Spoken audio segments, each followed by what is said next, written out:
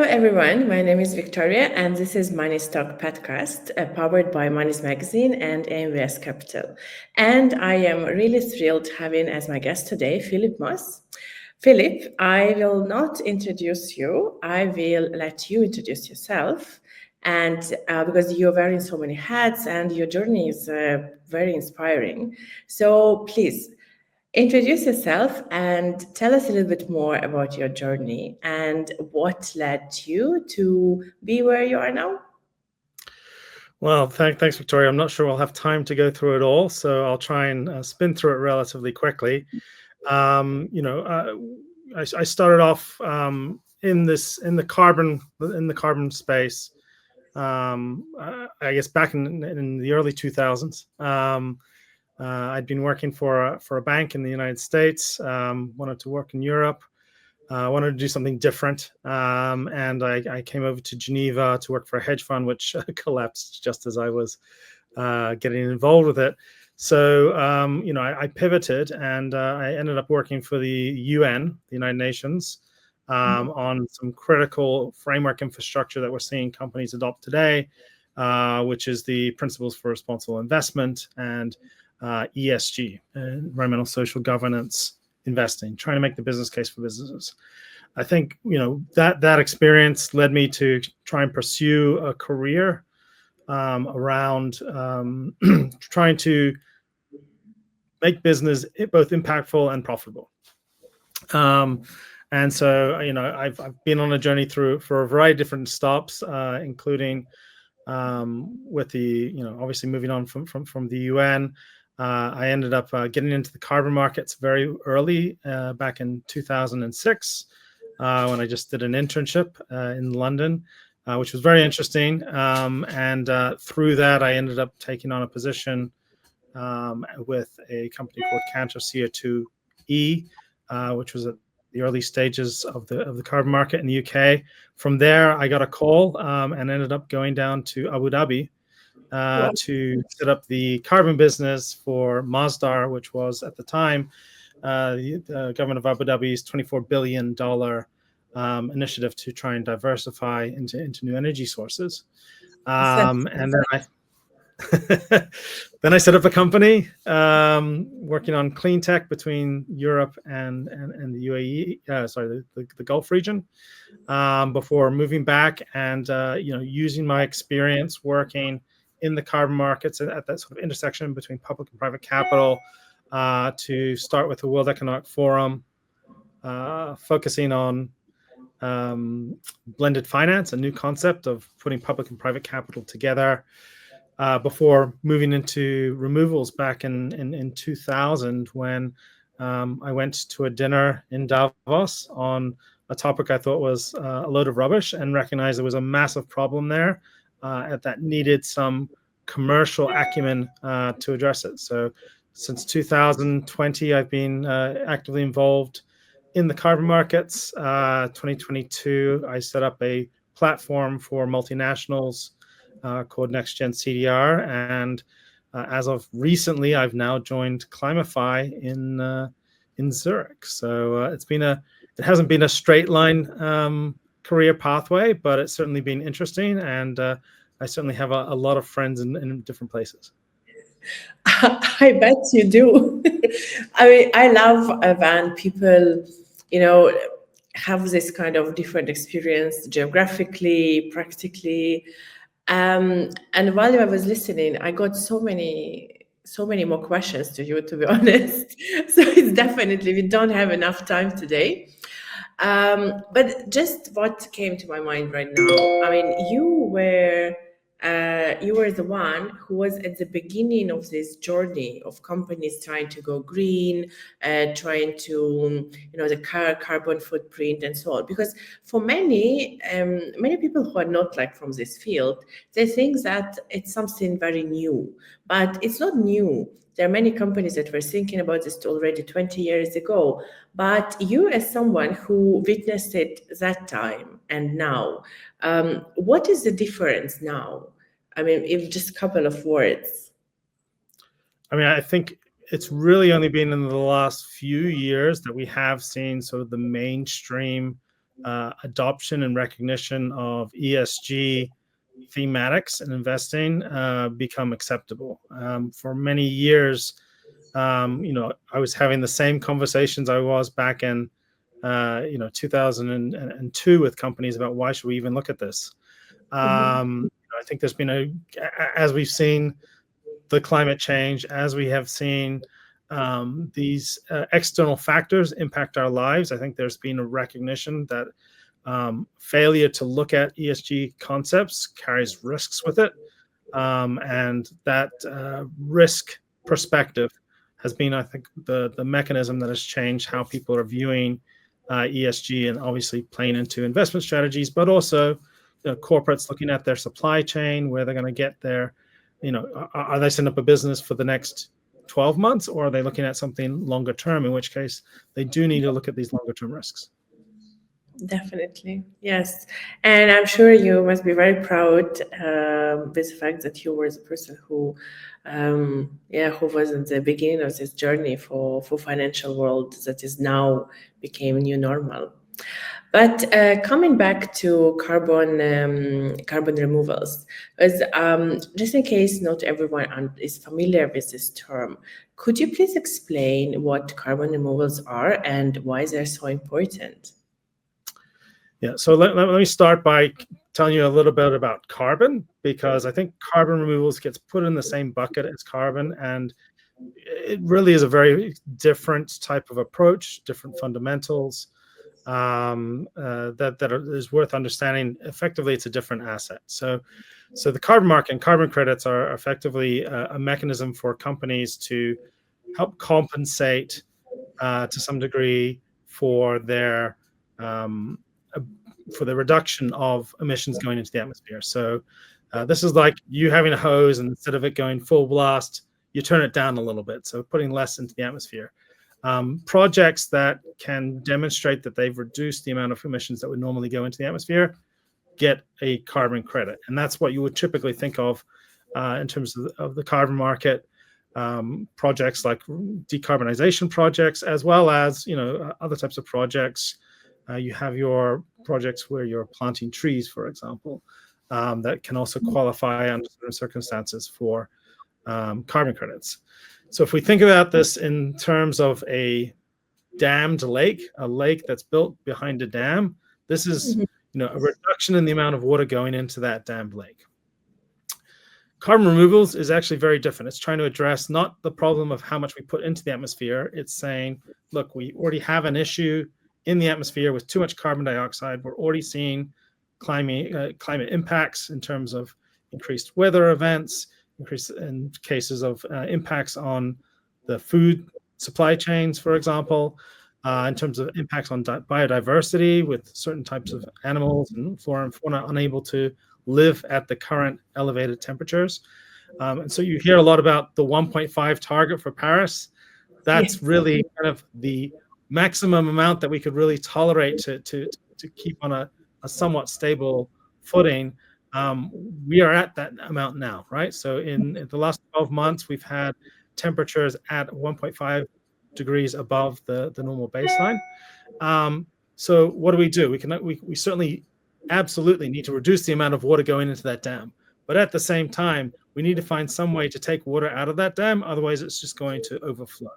We're going to have a collapse of critical climate infrastructure and impacts on biodiversity, which aren't going to be recovered after the fact. So what removals is doing is basically taking carbon out of the atmosphere and securely storing it. The way that we define carbon removals is securing it and storing it on a geologically permanent basis, so 1,000+ years. And this can take many different forms in terms of how you store it. But the point I do like to make is that carbon removals is more about the storage element than it is about the capture element. So a lot of people get caught up in carbon capture and storage and other types of mechanisms. This is really about taking atmospheric and biogenic emissions out of the atmosphere and storing it for a long time. So it's effectively putting a hole in the dam that's keeping the lake there and trying to increase the size of that hole so we can take more and more water out of the dam, so that we have stable levels. Yes, and I think that, I mean, we do hope a lot for this approach, actually. But talking about the carbon removals market, how is it today? And what opportunities and challenges do you see in carbon removals market? Well, lots of challenges. It's I think it's a little bit early to call it a market, shall we say? So the carbon removals offtake market today consists of a total amount of purchases of 12 million tons since we've started, particularly from a technological removal standpoint. Now, to put that into some context for you, according to a report that was released coming out of Oxford with a number of different scientists commenting on it, we need to remove about a gigaton, so 1 billion tons of carbon every year by 2035. It sounds like it sounds impossible. Well, I mean, this is the thing, right? We really need to scale it up. So, again, another difference between carbon removal and traditional carbon projects is that carbon projects tend to be, smaller in scale. They tend to be less capital intensive. This may be a reforestation project. It may be soil carbon projects, etc. The carbon removal projects that we're focusing on, the ones that we think can scale and start to address that challenge, are more like infrastructure projects. These are very heavily capital intensive projects. We see a lot of these projects run into the issues that traditional infrastructure projects run into in terms of the need for permitting, the need, and then at the end of the day, we need to secure demand for these companies in order for them to have a revenue stream to be able to build out. Now, right now, the market is heavily consolidated. There's about 21 companies that have bought, 81 companies that have bought 1,000 tons or more that we're aware of. Microsoft is the biggest buyer in the market, and we're seeing a lot of the big tech firms getting actively engaged in this market, particularly with the advent of AI and the energy demands that they have. But it's still a very small group of buyers, and so what we've been working on is how do we expand that pie? How do we bring in new buyers? This isn't about going to the grocery store and taking a can off the shelf. This is really about creating a new industry, and what we're seeing is that we need a variety of different ecosystem players to play their part. We need the policymakers and the regulators to step in. We need businesses to step in. We need companies that sit at the top of a supply chain to take a role for companies lower down in their supply chain who don't have the credit to be able to engage in these purchases or due diligence. So a lot of different challenges. The biggest one is we need effectively some sort of regulatory driver to really increase demand significantly. Mm-hmm. And how do you see the response from different stakeholders? I mean, private sector, from companies, from public sector. Are they ready to step in, or they still a bit cautious? Anytime there's a cost for a company, it's a challenge. But with that said, I really think that the corporate sector has led the way on this. Right. When we set up Next Gen CDR back in 2022 and Frontier with Stripe and McKinsey and others launched their similar type of platform for corporates, there really wasn't a lot of involvement from the public sector in support of renewable. In fact, it was quite the contrary. There was a lot of resistance and nervousness about removals and its impact on the carbon markets. Just on that point, what I'd like to say is, look, unless we address the removals issue, we're not going to be able to maintain the nature-based solutions that we're trying to implement right now to address the decarbonization issues. So,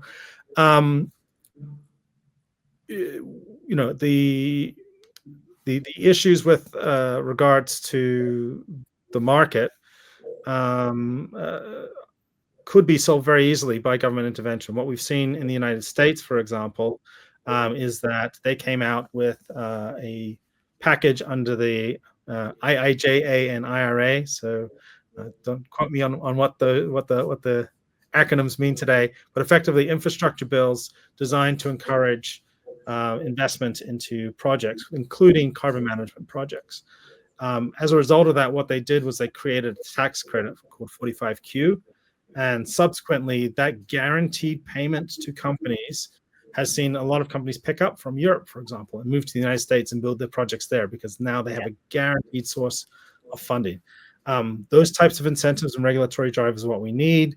There's some programs in Canada now and in France that look like they're popping up. Japan is recognizing CDR in their scheme, and Singapore is looking at it as well. So there are some promising signals, but it's not homogenous right now, and we certainly need more support from the government.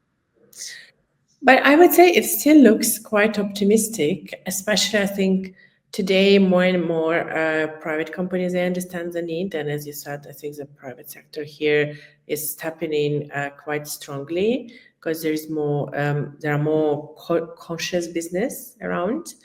And bureaucratic part, I think all any regulations require time. There's no need to discuss the speed of that decisions. Yes. Indeed. Agree. And so coming back to what you are doing, could you share a little bit more about next gen CDR? So I can share a little bit about what I did with next gen CDR. I'm now with Climify. So I'll start with a little bit with Climify in terms of what we are, and then I'll give you a little bit of I'll start with next gen. So we set up next gen back in 2022, really to try and address this lack of interest and demand in the renewables market. As I said, it was a wasteland. There was nothing there. People had no idea what carbon removals were. And so we felt it was important to be able to send a demand signal to a lot of these innovative technology companies that were popping up, that if you were able to build it, there was a buyer out there at the end of the day that was going to provide you with your revenue stream to allow you to continue to grow. So what we did was we aggregated a group of multinationals. I think it's important to understand that these contracts are being used by companies to go to their banks for financing. So the counterparties have to be creditworthy. And we brought together some of the world's largest institutions to support this area. So that was Boston Consulting Group, the consulting firm, LGT, private bank led by Prince Max of Liechtenstein, Mitsui O.S.K. Lines, a shipping company out of Japan, Swiss Re, the large reinsurer out of Switzerland, and then UBS, the bank. So we brought together a group to really provide that indication and signal to market that we wanted these companies to build and scale, recognizing the challenges in the removal space. Now, we aggregated capital for that. NextGen has deployed the majority of what it has aggregated today. And it is a bit of a challenging situation, right? Trying to get 5 different companies and their lawyers all aligned around a similar way of deploying capital and going out to the market. So, we will have to see how that pans out in the future, whether those aggregated models are going to be the most effective way to get capital to companies at scale. But that's, one of the reasons why I'm at Climify now. We are a dedicated carbon removal asset manager, focusing on providing services to companies who may not necessarily understand how to navigate through the challenges of looking at a carbon removal project. So once more, a big difference between traditional carbon projects and CDR projects, as we call them, is that these are engineering projects with new technologies that don't necessarily have the framework methodologies around them, so that you can certify, yes, this was 1 ton of carbon removed, taking all things into consideration. So we're a little bit building the plane as we fly it, trying to get methodologies, trying to have comfort around those methodologies, and at the same time having to do due diligence on a number of projects all over the world which companies are not familiar with at all. So there's a lot of hand-holding that needs to take place to get capital to these projects at scale. And that's what we're providing through our intelligence services, through our project assessment and diligence services, and through our portfolio management services, is really trying to make it less, create less friction for buyers so that they will step into the market, and we can really expand the pie here. Well, it sounds like Mission Impossible. I mean, that's something that we would think Mission Impossible some time ago, and I'm glad to see that you are doing everything possible to make it possible. And I think that it's great what Climate 5 does, because from my experience, really, there are so many companies that they don't know where to start, or they don't understand certain concepts, and they think that, oh, it's too complicated or too expensive or too something else that prevents them to stepping in. And it's great what you guys are doing. But a part of this, I would like also to hear your opinion about renewable energy investments, like going from carbon removals to renewable energy. So what do you think? How can we accelerate the global transition to a low carbon economy? And would the renewable energy investments be something to contribute? Well, I think renewable energy has already contributed, right? At the end of the day, I think renewables in many ways have kind of moved on from being a altruistic source of energy, trying to sell the green premium there. And it's really about commercials now, right? Can we find economic situations where renewables are more affordable than conventional fossil-based generation? I understand in Texas, right? The world, one of the world's leading states for pulling oil out of the ground, that the majority of their energy is now coming from renewables. Yeah. So, it's really a case of, how can we reach that tipping point? What is required to get it over the line? And then from an intermittent standpoint, which is one of the concerns, we've seen tremendous strides over the last few years in battery storage, which will help address that. But, when I talk to investors in Europe and the United States, I mean, I think there is a vast market for investment into renewables. It's just, can we make the commercials work, right? There is an opportunity as well to look, one that I think would require a bit of a blended finance approach, in terms of decommissioning, high emissions power projects that need to be tied to some alternative form of energy. So when I was working in South Africa with companies there, they were saying, look, this is great. We want to move to renewables, but what are we going to do? If we shut down the coal-fired power plant, we can't turn around to everyone and say, there is no electricity for you. We need to kind of pair these two together. We can't look at these in isolation.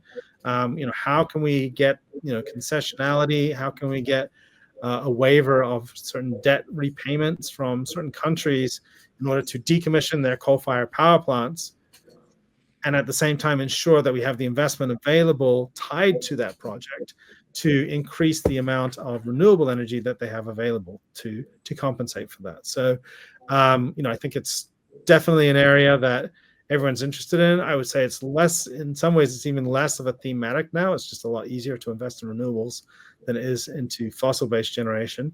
But, at the end of the day, the commercials are going to play a major role in that. So how can we make the commercials work to allow companies and governments to fund these types of projects? Mm-hmm. I agree that today, I mean, I'm originally Ukrainian and I'm working with Ukrainian business. So 3 years ago, everybody was saying, oh, solar panels are so expensive. We were the first company that did it for commercial purposes, for our own need. Now it became part of the life of the country with all power cuts, and it became so regularly. So, do you believe that carbon removals will become one day so? I mean, regular is not really the right word, but so common as renewables, like solar, investment in solar, whatever. You want me to be a futurist here? Look, I certainly think removals have to be part of the solution. So even if companies all hit their net zero targets, for example, and these are, companies tend to be the largest emitters in a country, We still have natural emissions that are going to come from you and from I and from livestock and from decaying biomass and forest fires and things like that. So it's not, I don't think it's ever going to be a case that we don't need removals. I do think it's going to take longer than perhaps the industry, which popped up very rapidly. In the first year after we launched NextGen, about $1 billion went into just technology companies in this space without really having the market dimensions to support it. So I do think it has to. I think it has to come. I mean, we're already at 1.5 now. Our emissions, we're not going to stop emitting tomorrow. So we have to. I think we have to actively invest in technological removal solutions, in addition to natural, more temporary removal solutions, in addition to greater decarbonization efforts. Because if we start getting to 2 degrees, 2.5, 3, 4 degrees, we're going to see massive impacts on everyone's supply chains. This is not just an environmental issue. It's just not a weather issue. It's also a food issue. It's about migration of peoples that we're seeing some tension around at the moment.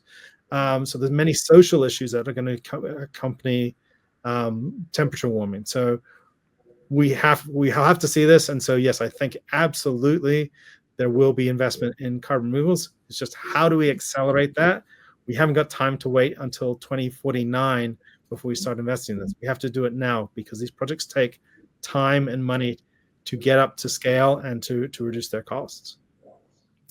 And like following right on this, what do you think? What factors should shift? What has to change in financial sector for companies to invest more or to carbon removals to become a mainstream asset class for investment? I mean, it's the same. It's the same as the renewable energy sector, right? So, if there's a profit to be made, you will have investors. If there's money to be sourced, you will have the supply side and the technology companies stepping up and trying to engage in it. So it's really about the commercials and trying to find those opportunities where commercially it makes a lot of sense. We've seen already in the US market with the 45Q incentive and other incentives there, very large scale projects get underway. There's one in Texas taking place right now, being built by, funded by an oil and gas company, because they see this as another pathway for them to move forward. From our perspective, it's very interesting because it may offer an opportunity to move them away from fossil extraction and get into fossil injection, putting it back where it came from. We've seen, large projects in the US backed by massive infrastructure funds like Tiger Infrastructure get built. We're seeing companies like Mitsubishi investing into these projects, and airlines like airline manufacturers like Boeing have invested into the space. So you are seeing bits and pieces, but at the end of the day, it's all going to be built around that individual investment model. We do need to work on standardization because the only way we're going to get money in at scale is if companies know what they're getting back. So that's what we have been working on for the last few years, which is, can we standardize the certification process? So a ton of carbon remove equals a ton of carbon removed, because then you can get traders involved, you can get investment involved. But yeah, we have to drive down the cost and create the incentives. And so, that's why, for example, we recognize that in the short term, we need to bring more buyers into the space. We need to build liquidity so that we can start putting all those other foundational pieces into place. And that's why we launched the Global 1000 challenge with the X Prize. I was just about to ask, so please just go on. Tell me more about it. Sure. So look, I've discussed all the challenges, the lack of breadth across the market. I mean, there are some companies doing fantastic things to support the market, but we're not going to be able to build this into a market or an asset class without liquidity. And so in talking to companies, they had a lot of challenges as to why they couldn't buy removals today. It's too expensive.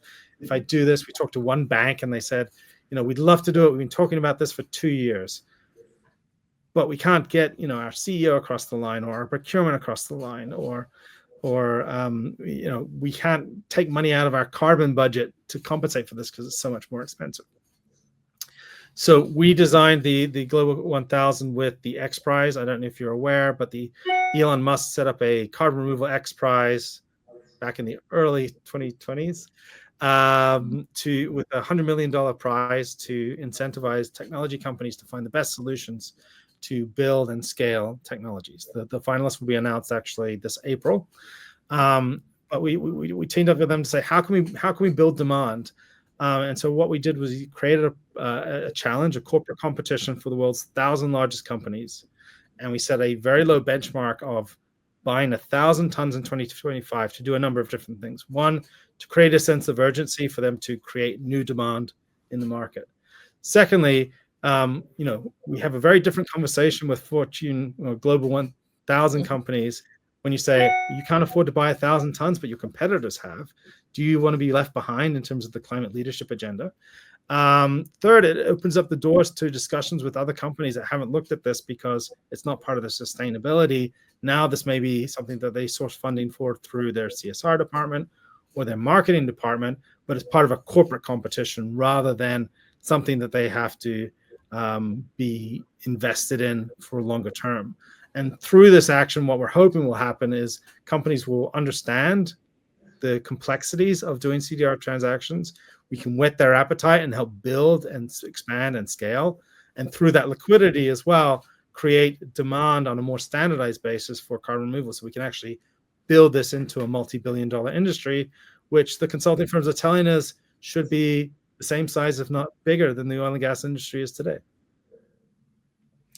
Listen, I must say one thing. I mean, you definitely do a lot to attract more and more attention and involve more and more stakeholders into carbon removal space. And I like how you're spreading awareness and trying to educate stakeholders and doing all these different initiatives to get more and more people familiar with this approach.